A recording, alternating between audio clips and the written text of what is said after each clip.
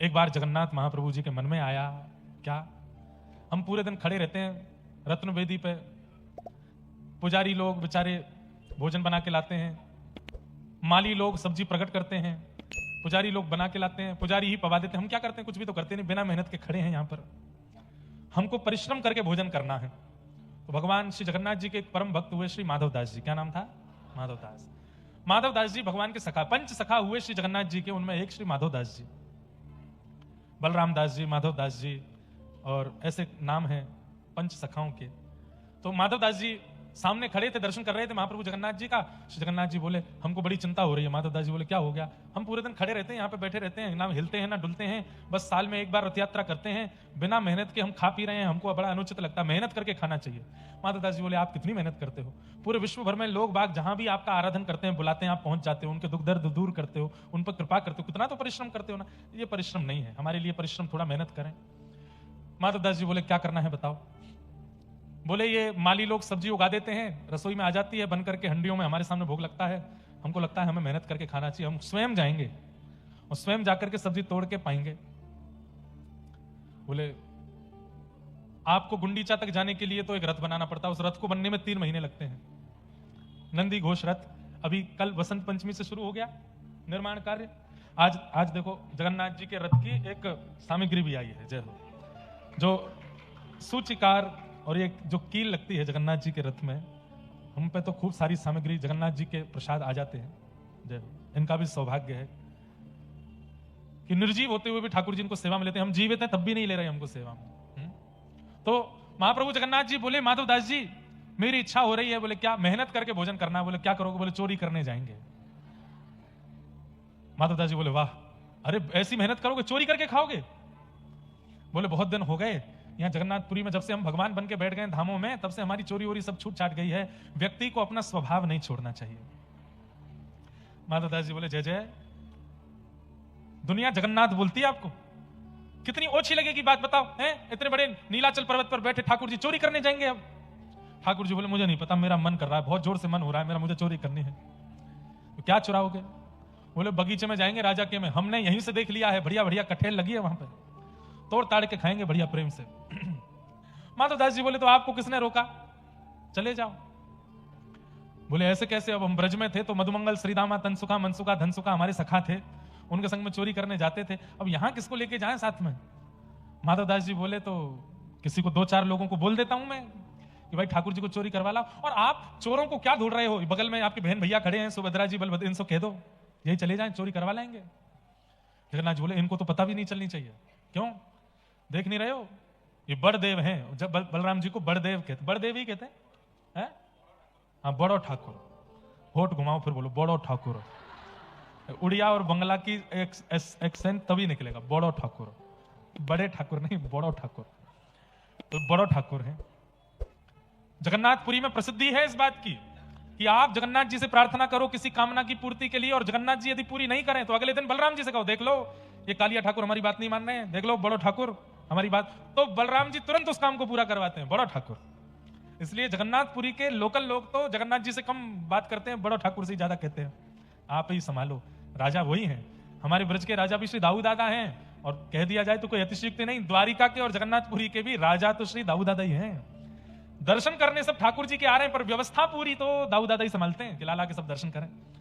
ठाकुर जी बोले बड़ो ठाकुर हैं, अगर इनको मैंने कहा चोरी करनी है मुझे, तो ये पहले तो जाएंगे जगन्नाथपुरी में हल्ला करेंगे, हाँ सुनो भाई लाला चोरी करवे आवे, वो व्यवस्था करो।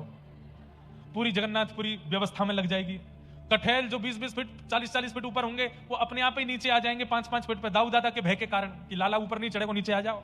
कठेल को नीचे आना पड़ेगा। और इनके हल मूसल इतने खतरनाक हैं, चोरी करने गए कोई पकड़ने आ गया तो ये भागेंगे नहीं, हल मूसल से उसका गोविंदाय नमो नमः और कर देंगे।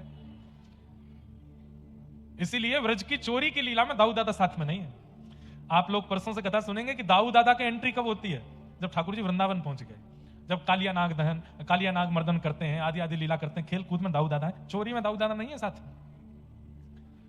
बोले इनको नहीं बोलना है। तो माधव दास जी बोले कहां से ढूंढ के लाऊं? ठाकुर जी हंस गए, तुम बढ़िया, तुम ही चलो, तुम्हारे साथ चलेंगे। बड़ा बूढ़ा शरीर है, शमशान घाट में लकड़ियां बाट देख रही हैं मेरी, पूरा जीवन निष्कलंकित निकाला है मैंने, अभी जाते जाते मुझ पे ये कलंक क्यों लगवा रहे हो चोरी का? ठाकुर जी बोले वाह, जब तुम जिसको बचते हो उस पर जब चोरी का कलंक है तो तुम क्यों बचोगे? चलो चोरी करेंगे दोनों। माधवदास जी बोले हमको आती नहीं है चोरी करनी। बोले कुछ नहीं, बस 2-3 बातों का ध्यान रखना, ज्यादा आवाज मत करना, फुर्ती रखना, थोड़ा जल्दी जल्दी रखना, एक्शन थोड़े जल्दी होने चाहिए। तो बोले नाथ आप जाओगे कैसे, इतने भारी भरकम आपका स्वरूप है। ठाकुर जी बोले अणो अणियान महतो महियान।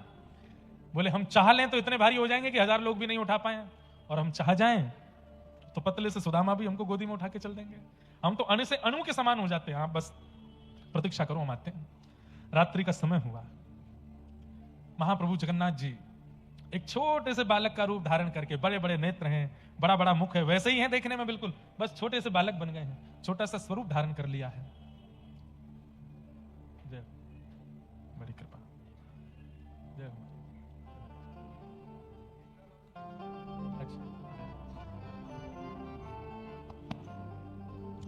तो छोटे से बालक का रूप धारण करके महाप्रभु जगन्नाथ जी आ गए बाहर। माधव दास जी ने जैसे ही देखा, आहा छोटे से गोपाल जी कमर पे फेंटा बांध करके, हल्का सा पेट निकला हुआ है, छोटे छोटे चरण हैं, छोटे छोटे हाथ हैं, बड़ा बड़ा मुख है, बड़े बड़े नेत्र हैं, और कारी सॉल ओढ़ करके आए हैं, केवल आंख ही आंख दिख रही हैं और कुछ नहीं दिख रहा है। माधव दास जी के कंधा पे बैठ गए, बोले चलो चोरी करा के लाओ। एक लीला और हुई थी। माधव दास जी बोले चोरी करके क्यों खाना है, मैं कठेल यहीं मंगवा देता हूं।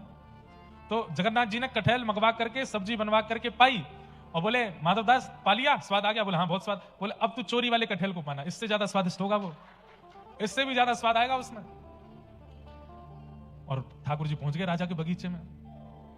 माधवदास जी बोले क्या करना है? बोले आवाज नहीं करनी और थोड़ी फुर्ती रखनी है, ध्यान रखना, बाकी मैं हूं, सब संभाल लूंगा। कठेल के पेड़ के नीचे पहुंच गए। बोले कौन से वाले पे चढ़ना है, इस पे कि उस पे? ठाकुर जी बोले धीरे बोल, आवाज कर रहा है। इतने में माली अपना डंडा उठा के बोले मैं बताऊं कौन से पे चढ़ना है, कहां है, दिख तो सही मुझको, कहां है चोर?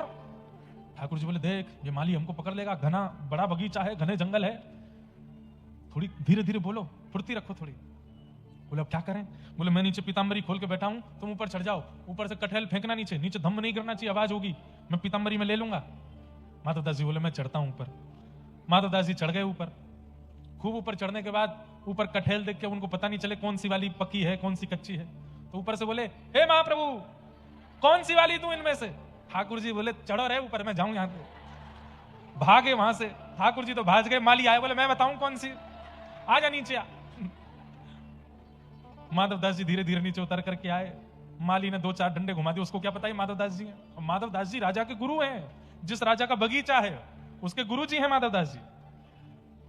नीचे आकर के माधवदास जी ढूंढने लगे, कहां देख रहे हो? बोले कि देख रहा हूं एक और आया था साथ में, वो कहां है? माली बोला कोई नहीं, अकेले हो तुम? बोले आए तो थे एक और। खूब डंडे पड़े, उसी पेड़ से बांध दिया माधवदास जी को, और रात भर माली वहीं बैठा रहा कि कहीं भाग नहीं जाए। सुबह राजा आएगा तब तुझे दंड दिलवाऊंगा, और मृत्यु दंड दिलवाऊंगा मैं। अरे इतने बुढ़ापे में शर्म नहीं आती, कठेल की चोरी करने आया है। माधवदास जी बोले मेरा तन देख करके तुमको कहीं से भी लग रहा है कि मैं कठेल खाता हूंगा? पतला दुबला शरीर, मेरी हड्डियां गिन लोगे तो तू नहीं खाता तो किसी को बेचने जा रहा होगा महंगे रकम में। अगले दिन सुबह हुई, प्रभात के समय राजा आए विचरण करने के लिए। राजा को पता चला कि रात में चोर घुसे थे, एक पकड़ा गया है उनमें से। राजा ने आकर के जैसे पेड़ से बंधे हुए गुरुदेव को देखा, गुरुदेव चरणों में दंडवत प्रणाम किया। अरे खोलो इनको, अरे राजा जी यही चोर है, अरे ये मेरे गुरुदेव हैं। खोल करके माधवदास जी से पूछा आप चोरी करने आए? मुझसे कह देते 10, 5, 15, 20 कठेल में भिजवा देता आपके यहाँ, आप यहाँ रात्रि में चोरी करने क्यों आए? माधवदास जी के नेत्र सजल हो गए। बोले तुमको लगता है कि मैं खाने आऊंगा? बस अब अनुभव कर लो कि कौन आया होगा और किसके मन में इच्छा प्रकट हुई होगी कठेल चोरी करने की। आहा, सुनते ही राजा प्रसन्न हो गए। बोले जगन्नाथ जी आए थे? बोले हाँ वही आए थे, मुझे लेके आए थे साथ में। पूरी लीला सुनकर के राजा बड़ा प्रसन्न हो गया। तब से राजा ने नियम बना दिया, और महाराज पूरा बगीचा उसी समय महाप्रभु जगन्नाथ जी के ही नाम कर दिया। बोले मेरा बगीचा नहीं है, यहां आने के लिए महाप्रभु जी को अनुमति या चोरी से आने की जरूरत, ये महाप्रभु जी का ही बगीचा है। सुबह उठते ही माधवदास जी गए मंदिर। तो मंदिर में आप लोग अनुभव करेंगे कि जगन्नाथ जी का जब आप गरुड़ स्तंभ के पीछे दर्शन करोगे इतने ही दिखते हैं, वो जो मुख्य गर्भगृह है वहां से इतने ही दिखाई देते हैं। आज जैसे ही माधवदास जी आए तो ठाकुर जी और छुप गए, कहीं मुझे देखे नहीं। माधवदास जी बोले कहां छुप रहे हो? ठाकुर जी कैसे मजे आए, आनंद आया? बोले आनंद तो बहुत आए, छोड़ के भागे आए हमको। बोले कि अब तुम इतना हल्ला कर रहे हो वहां पे, हम कह रहे हैं कि मैं शांति रखो, तुम कह रहे हो कौन सा कठेल गिरूं ऊपर से, ऐसे हल्ला करके चोरी होती है? बोले आप तो भाग्य आए नाथ, हम तो पूरा बगीचा आपके नाम करवा के आए हैं, अब खूब प्रेम से वहीं से कटहल खाओ तोड़ तोड़ करके। ऐसे हमारे महाप्रभु जगन्नाथ हैं।